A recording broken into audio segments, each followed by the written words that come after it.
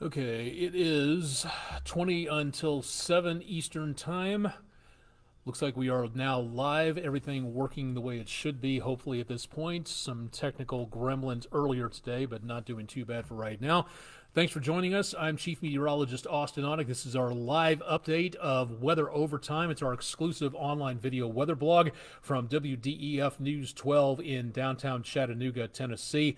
Thanks for joining me here tonight. If you've got any questions, ask them in the comments section about what's going on. Apologies if our lapse refresh rate is a little low. Could be a little stutter-steppy here for this evening. So again, apologies on that. Everybody using the internet at the station kind of draining the bandwidth at this point, but that's what happens from time to time.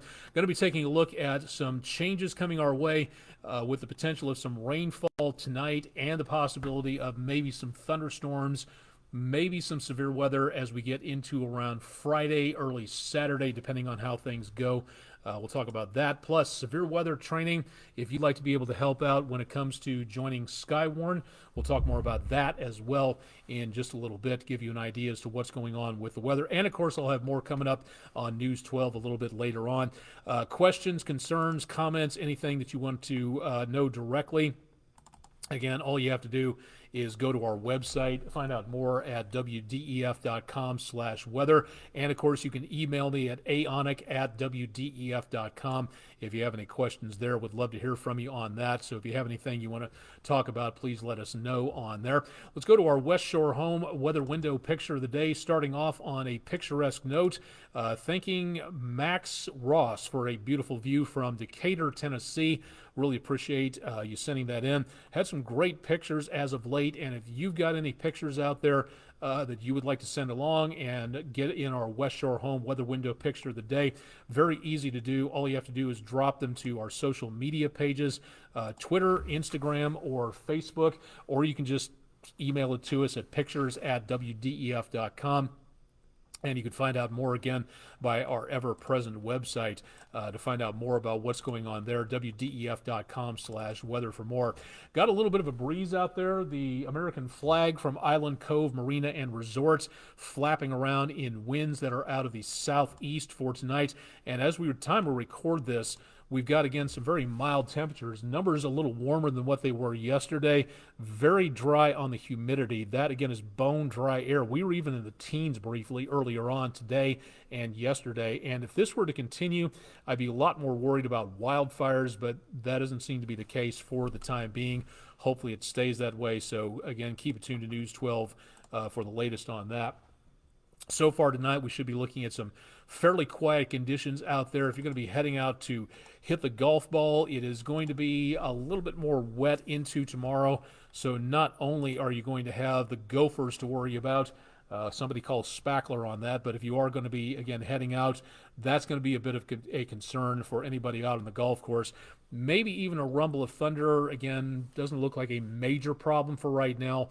But if you're out there, the last thing you want to do when there's lightning around is be on a great big flat open surface with a metal rod in your hand. So again, please keep that in mind if you're going to be heading out the door tomorrow to see what's going on the golf course. Let's go ahead and take a look at what's going on radar. And again, this is at about 6:45 Eastern Daylight Time. So by the time you watch this, late Monday into around, say, late Tuesday and early Wednesday morning, you may see some different conditions out there on your radar app or from our Titan radar app at wdef.com/weather. We've got some showers moving through right now. The heaviest activity back to our west, that's going to be passing on throughout the rest of the evening. And we do have a few sprinkles early on just before sunset passing through the area.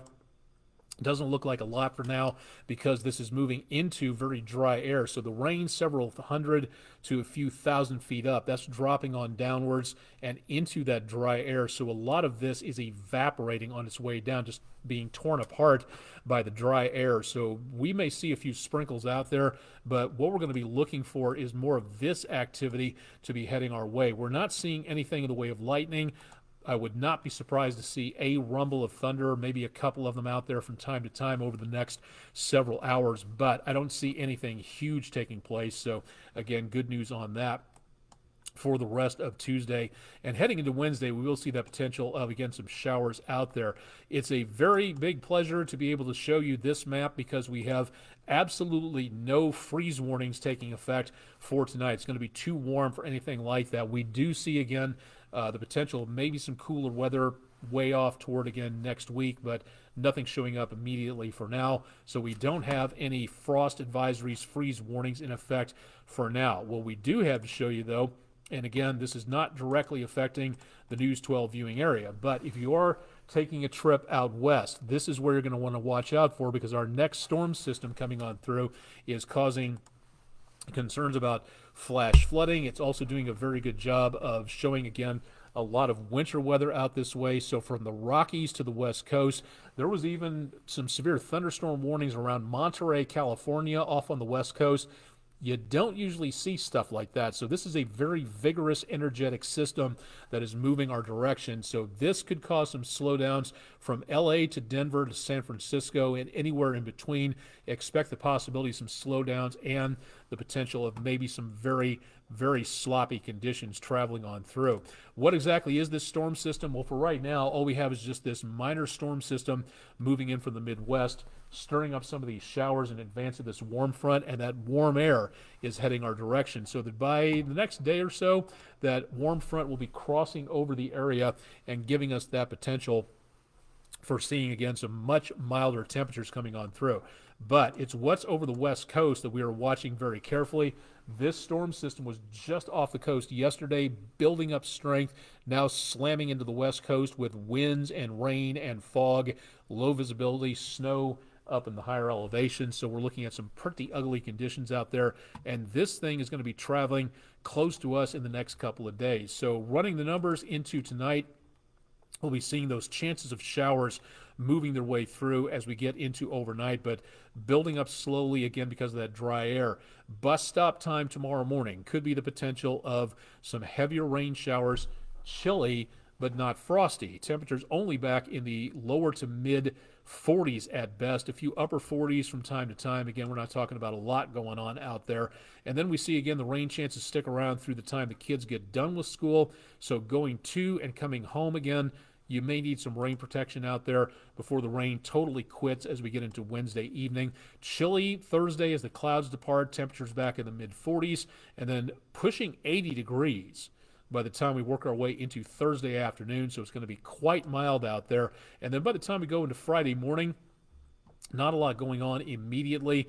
Mild temperatures, numbers back in the lower 60s, where our normal high temperatures are in the lower to mid 60s. So that gives you an idea as to how mild we're talking about. Severe weather chances, not seeing anything for now. The potential is just too low. This is from the Storm Prediction Center, which issues the watches that go into effect when severe weather may happen. And as of right now, this extended forecast showing, again, just percentages up there. That is where we are seeing, again, that potential of just not seeing any potential for severe weather for right now. The 1, 2, and 3 day forecast in the next day will show Wednesday, Thursday, Friday, and then we'll have a better idea what our target is. But for right now, the just generic idea of thunderstorms is a lower potential, but it's going to be back to the west of us, the mid-south, the lower Mississippi Valley, and back into and around portions of the area of the Gulf Coast around New Orleans. Now, this is going to be starting off to the west of us early on and then moving its way toward us as we go toward late Friday. So this potential for right now is just west of the News 12 viewing area counties into northeast Alabama and parts of southeastern Tennessee.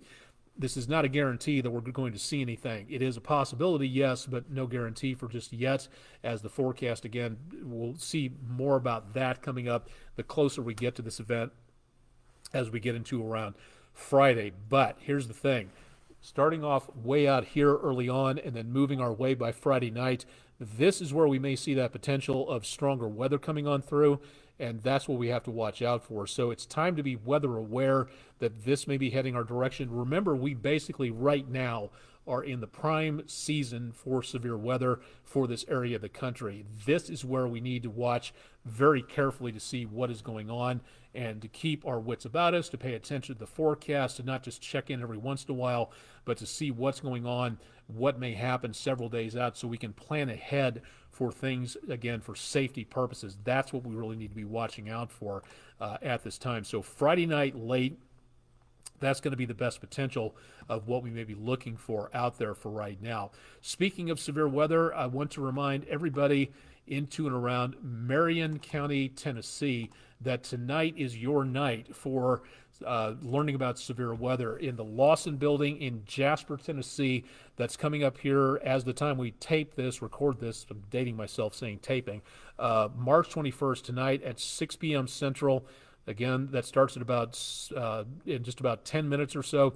You still have time to make this if you live in and around Marion County. Skywarn is a volunteer organization, and that is, again, a good opportunity to learn about severe weather, to see what's going on, and to know what to report back to the National Weather Service. You become the eyes and ears of the National Weather Service in the field. You're not a chaser. This is a spotter course only.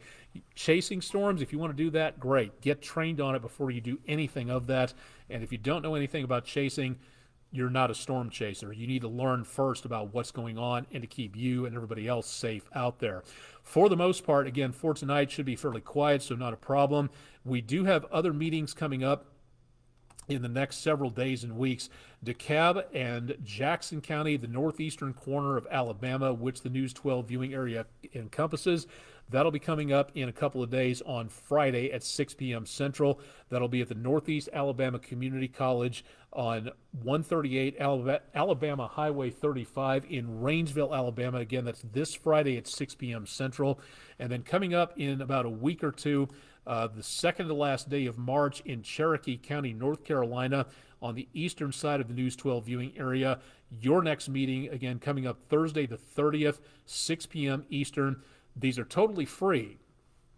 They're paid for by your tax dollars and my tax dollars. In my not so humble opinion, one of the best ways that these meetings have been spent on for tax dollars. Good way to make certain that people get trained on safety out there.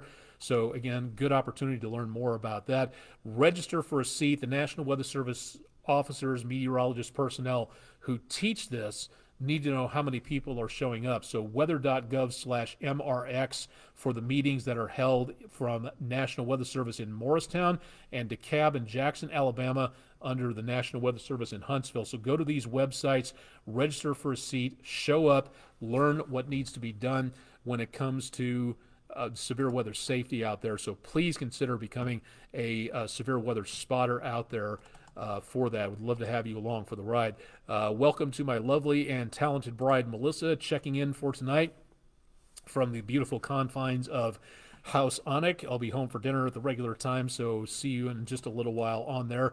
I think I put all the onions into the crock pot for the soup, but double check that. I might have left some on the stove at that point. If you'd like to have us visit your classroom, feel free to let us know. We don't just show up. That's rude and kind of weird. So go to wdef.com/weather, click on Weather in the Classroom, fill out the form, name, contact information, class size, students availability, again, how many students we're talking about, what grade they are. Again, the lower level students, pre-K, kindergarten, first grade, we might just read a weather story and talk about weather safety, and that may go for about 20 minutes.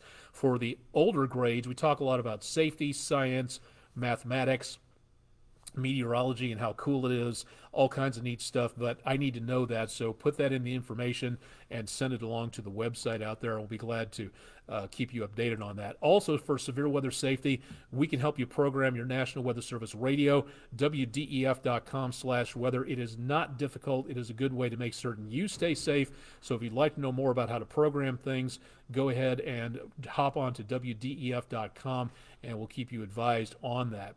All right, for our 7-day forecast, going to the next several days, decently on the mild side, very close to normal as we go into tomorrow, back into around the mid-60s with a few scattered showers out there. Lower 80s, thank you very much. Looking at lower 80s Thursday into Friday, and that potential of maybe some stronger weather toward about Friday afternoon and evening. So that's what we have to watch out for in the way of severe weather for right now. So looking, again, a little stormy there, but we'll be watching that with a lot of interest.